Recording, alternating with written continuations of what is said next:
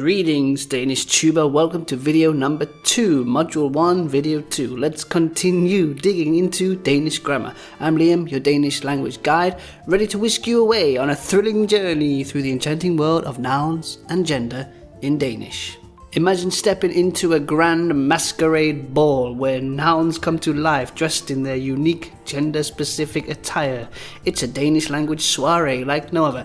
Yeah, okay, really it's just two words with different articles, but we have to make this stuff interesting somehow. Allow me to introduce our stars of the evening, the dashing commons and the mysterious neuters. Fælleskøn, meaning common gender, and intetkøn, meaning neuter, literally no gender. Let's talk about the magical keys that unlock this gender-filled ball. Although, not to get into gender politics, we don't have male and female in Danish, but rather common and neuter.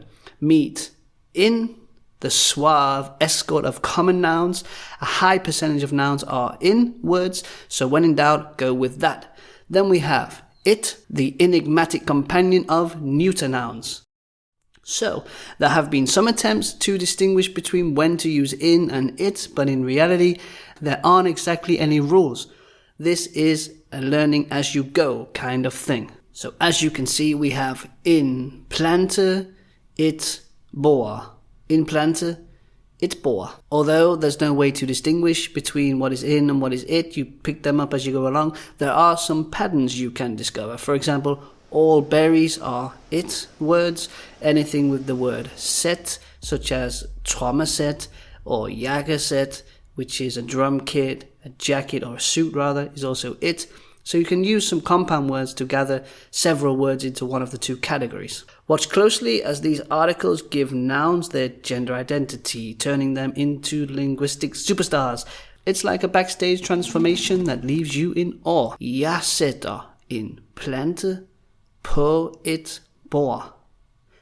Jeg sætter en plante på et bord. Brace yourselves for a spectacular metamorphosis, singular to plural.